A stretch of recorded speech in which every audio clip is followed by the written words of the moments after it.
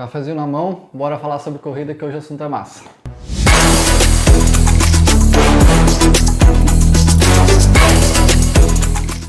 Pessoal, meu nome é Alex Tomé, a gente está fazendo aqui uma série sobre maratona, especificamente falando sobre cada ponto específico que é muito importante para treinamento para maratona. Atrás da câmera está a Bibi. Oi gente, tudo bom? E a gente hoje vai falar sobre um assunto muito legal. Qual é o assunto de hoje, Bibi? Hoje a gente vai falar sobre treino intervalado para maratona. Por que é importante? Como fazer da melhor forma? Do que se alimenta, o que vive, etc. Boa, então vamos lá. Qual é a primeira? Só uma coisa antes que eu queria até começar. Hoje a gente está com o microfone novo, estamos testando aqui, então provavelmente o áudio já está um pouquinho melhor. Mas se puder deixar aqui nos comentários sugestões de melhora, a gente agradece. Bibi, qual é a primeira pergunta? Boa, vamos começar então pelo mais importante. Para que serve um treino intervalado para fazer uma maratona? Bom, o treino intervalado, na verdade, ele tem uma função que ela é bem específica. É fazer uma intensidade que ela é tão alta que você não conseguiria fazer de maneira contínua. Então você precisa correr mais rápido do que você conseguiria correr continuamente. E é por isso que servem os treinos intervalados. Aí existem várias modalidades que a gente vai falar durante o decorrer aqui do vídeo. Mas tenha isso em mente, o treino intervalado sempre vai ser uma intensidade que você não conseguiria sustentar de maneira contínua. Isso é realmente interessante, porque alguns treinos intervalados que você já me prescreveu, eu pensei assim, cara, isso aqui não pode ser chamado de intervalado. Um treino de 2 km, repetições longas de 2, 3 km, isso é um intervalado? Ou o intervalado é, por exemplo, 300, 400 metros. Eu já vi as duas coisas, então eu só queria entender se tanto faz, qual é o tipo que eu faço. Boa. Sempre que tem intervalo é um treino intervalado, por definição, né? Então, às vezes vai ter umas repetições mais curtas e umas repetições mais longas. E aí vai depender muito de qual é o seu objetivo. Quando a gente fala de treinos de VO2 máximo, a gente sabe que as repetições elas são bem mais curtas. Então, você vai ter lá treino de repetição de 300, 400 metros. Eu gosto de prescrever por tempo, porque o nosso corpo ele entende tempo em exposição. Ele não vai entender qual é a quilometragem que você vai fazer. Ele vai entender qual é o esforço e qual é o tempo em exposição. Mas você pode traduzir isso para o atleta como distância, né? Então, ao invés de colocar 400 metros, você coloca 1 minuto. Ao invés de colocar 1 minuto, coloca 400 metros. Enfim, as duas coisas são a mesma coisa. Quando a gente fala de treinos intervalados um pouco mais longos, de 1 km, 1,5 km, 2 km, até mais do que isso às vezes, a gente está falando de treinos de limiar, de sustentação de velocidade. Então, já é um treino completamente diferente. Então lembra, o treino de repetições curtas é um treino para melhorar VO2 máximo, um treino de repetições longas é um treino para melhorar limiar anaeróbio. E aí, claro, tem outras coisas que a gente pode fazer com os treinos intervalados. Por exemplo, uma pessoa que está começando a correr e ela ainda não consegue correr continuamente 10 km, você pode colocar 2 vezes de 5 com intervalo para descansar, tomar uma água, dar uma caminhadinha no meio. Então é um treino intervalado porque ela não conseguiria manter de maneira contínua até o final. E tem outra coisa para maratona que eu gosto muito, que são treinos intervalados de ritmo. E aí são os treinos um pouco mais longos, né? Então você vai fazer lá treinos, por exemplo, eu gosto de começar bem por baixo, assim, 5 vezes de 2 km em treino em ritmo de maratona. Depois vai para 4 vezes de 3, 3 vezes de 5, 3 vezes de 6, até chegar lá, dependendo do atleta, 2 vezes de 16 km, 3 vezes de 10. Então você pode ir intervalando porque o objetivo que você quer naquele treino especificamente, ele não necessariamente precisa ser feito de maneira contínua, ele pode ser feito de maneira intervalada, mas isso também a gente pode falar um pouquinho mais para frente. Mas só para fechar essa pergunta específica cada treino intervalado ele tem uma distância, porque ela é focada no tempo em exposição. Então se você vai ter um treino de VO2 máximo, o tempo em exposição tem que ser curto, porque a intensidade tem que ser muito alta. Um treino de limiar, você tem que sustentar a velocidade por bastante tempo, por isso que as repetições são longas. E um treino de ritmo, como você está treinando o ritmo, ele precisa ser mais longo, porque você vai precisar construir uma questão muscular ali. Então, basicamente, seria isso dessa pergunta. E aí, como saber qual que é o treino que eu preciso fazer? Boa, isso é muito importante. Você vai precisar fazer testes. Então, vamos supor que, se você fizer 2 testes, a gente usa aqui 1 e 5 km. E você vai fazer um teste de 1 e você perde muita velocidade para os 5 km, isso quer dizer que você precisaria sustentar melhor a sua velocidade. Se você precisa sustentar melhor a sua velocidade, você tem que fazer treinos de limiar. Agora, do outro lado, se você faz um teste de 1 e de 5 km e os tempos são muito parecidos, os ritmos médios, quer dizer que você sustenta muito bem a sua velocidade. Então você precisa ganhar mais velocidade. Agora, se você está lá no meio, está em equilíbrio, o que a gente chama aqui em equilíbrio, esse meiozinho é onde a gente pode treinar as duas coisas. Você não tem uma prioridade de treinamento. Então você vai treinar tanto o limiar quanto o VO2 máximo. Já os treinos de ritmo para maratona, eu acho muito interessante que atletas um pouco mais avançados façam, porque se a gente for pensar uma pessoa que está fazendo a sua primeira maratona, vai completar lá para 4 horas e 30, acaba que o ritmo que você vai fazer os seus treinos leves, de rodagem, os treinos longos, vai ser muito parecido com o ritmo da prova. Então não vejo necessidade de você treinar ritmo. Mas, por exemplo, você já fez uma maratona, você está buscando um sub 4, por exemplo, ou você está buscando um sub 3,5, um sub 3 horas, aí sim já muda o assunto, né? Daí a gente já pode colocar uns treinos um pouco mais ritmados, para você se acostumar a correr mecanicamente, porque imagina se você vai fazer uma maratona em 3 horas e meia, por exemplo, lá o seu ritmo tem que ser próximo de 4,58. Os seus treinos de rodagem leve talvez saiam a 5,40, 5,50, então só fazer longos leves talvez não seja suficiente para você atingir o seu objetivo. Talvez tenha que colocar também uns blocos intervalados ali de treino de ritmo para a prova especificamente. Você comentou sobre ritmos e fazer alguns treinos num ritmo, outros treinos em outro ritmo. Como é que eu sei qual é o ritmo que eu tenho que fazer o treino? Boa! Com esses testes a gente consegue identificar isso, porque quando você faz o teste de 1 e 5 km, a gente usa aqui o Long Run, que é um sistema que nós desenvolvemos, ali já sai também as zonas de treinamento. Eu sei que a gente está acostumado a ter as zonas de treinamento mais para frequência cardíaca, mas eu gosto de usar também para pace. Então eu trabalho com 3 zonas especificamente, porque a gente, fisiologicamente falando, é assim que funciona. Então a gente tem o primeiro limiar e o segundo limiar. Então até o primeiro limiar seria a zona 1, zonas de rodagem. Entre limiares seria a zona 2, seria basicamente o ritmo de limiar anaeróbio, de você fazer a sustentação de velocidade, dos treinos de repetição longa. E acima do segundo limiar já é um treino de VO2 máximo, um treino de repetições curtas. Então, quando a gente faz esses dois testes, a gente consegue ver qual que é a sua velocidade associada ao VO2 máximo. E essa velocidade, geralmente, ela está associada com o seu tempo, a velocidade que você consegue sustentar por mais ou menos 5 minutos. Então, imagina, faz um teste máximo de 5 minutos. Essa velocidade média, geralmente, é a velocidade associada ao VO2 máximo, é onde você poderia fazer, é o ritmo que você poderia fazer esses treinos de VO2 máximo.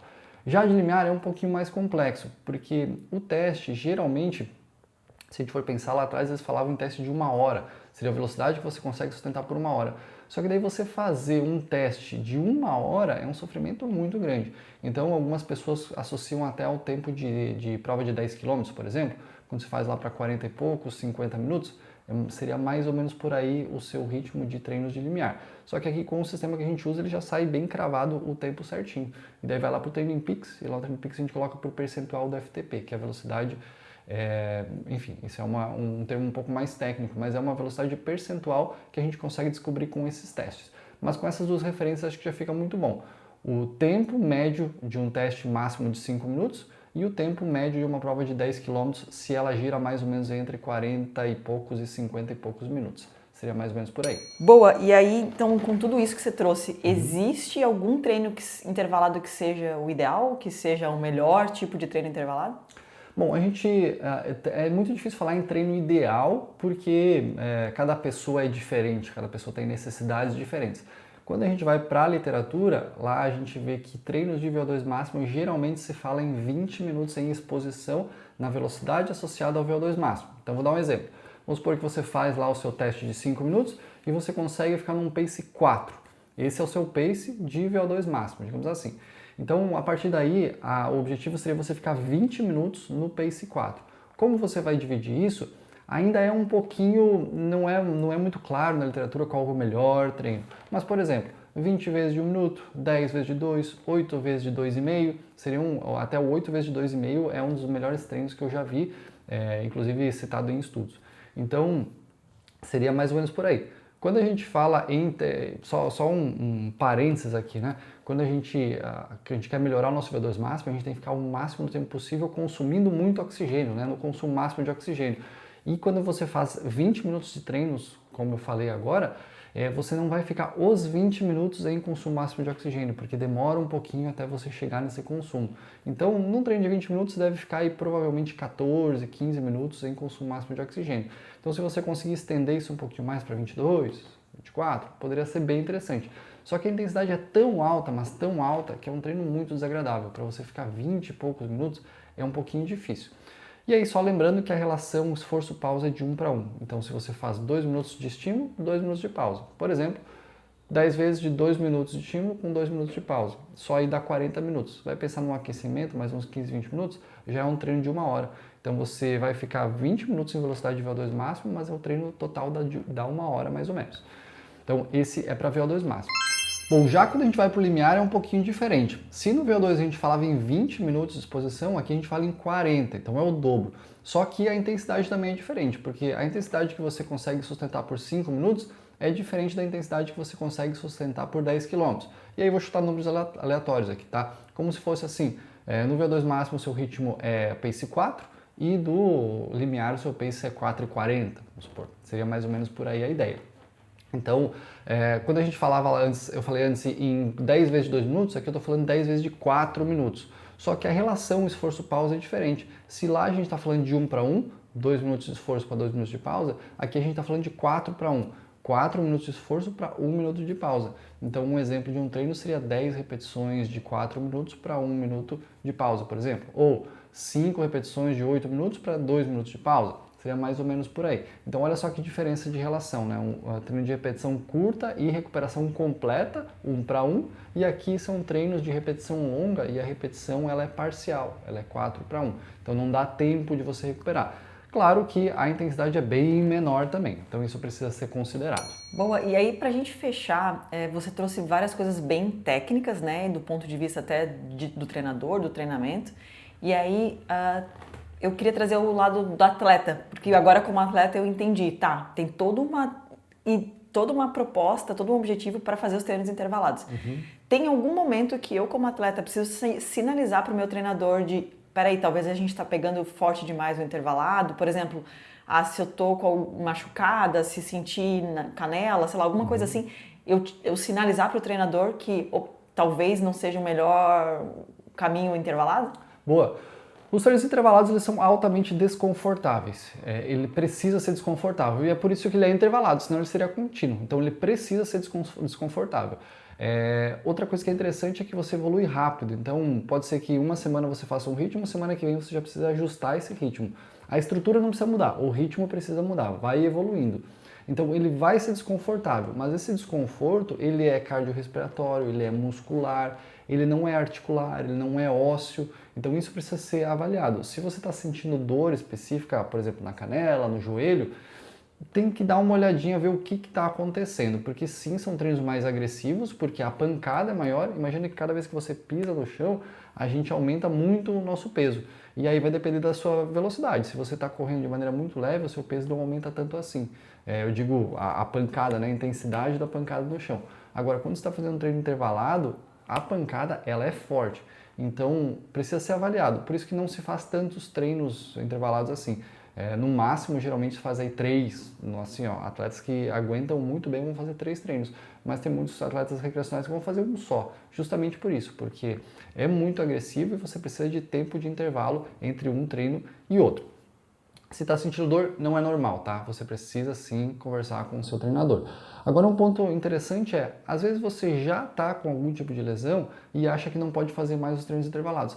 E não é bem assim, porque cada treino ele tem um objetivo específico. Quando a gente fala em VO2 máximo, a gente está falando em uma adaptação de coração, ela é central. E você pode fazer isso, por exemplo, na bike, você pode fazer isso no elíptico. Então pode ser uma adaptação interessante e você sair da corrida e fazer um treino intervalado na bike, por exemplo. Até como uma opção de aumento. Se você treina 4 vezes por semana e quer treinar a 5ª vez, quer fazer um treino intervalado, mas está com medo de algum tipo de lesão, faz um desses treinos na bike. Você pode incluir um treino na bike. E aí você vai ter uma adaptação central, porque o coração do corredor é o mesmo coração do ciclista. Agora, quando a gente fala de treinos de limiar, já não é bem assim, porque limiar é uma adaptação mais periférica, mais lá no músculo. Então ela depende daquele gesto motor, daquele movimento que é o da corrida, para que você possa ter aquela adaptação bem específica. Por mais que quando a gente pedala, a gente usa a perna, e quando a gente corre, a gente usa a perna, são músculos diferentes e são ações musculares diferentes. A gente vai pensar na bike, você só empurra. Até tem, se você clipar, você até puxa. Mas na corrida, você absorve a pancada. Essa frenagem, acontece ali uma ação excêntrica. essa ação excêntrica ela é específica da corrida, não acontece na bike, não acontece na natação. Então, essa parte de limiar, de resistência de velocidade, acaba precisando ser realmente na corrida. O que dá para fazer às vezes é, por exemplo, você colocar no elíptico, que aí você não tem impacto, e aí você consegue até fazer algo parecido, não a ação excêntrica, mas a questão da resistência muscular. E às vezes até, o que eu já coloquei é esteira inclinada. Então, mesmo que você corra no plano, o que você quer aqui às vezes é gerar aquela fadiga, gerar aquele desconforto. O treino de limiar é isso, né? Você força um desconforto pelo acúmulo de subprodutos ali no seu músculo. E aí você força o seu músculo a lidar com aquilo, melhorar a capacidade oxidativa do músculo especificamente. E você pode fazer isso numa esteira inclinada, por exemplo, onde o impacto é bem menor. Então imagina você correndo num asfalto, onde você bate o pé no chão o tempo inteiro. Agora, outra coisa é você correr numa esteira inclinada, onde você, vou colocar aqui entre muitas aspas, tá? Você cai para cima.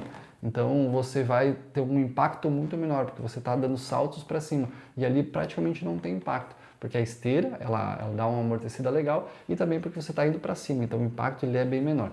Então seriam algumas substituições, algumas formas de você continuar treinando, mesmo sentindo algum desconforto, ou até por uma questão de cautela, de querer aumentar o seu volume de treino, né?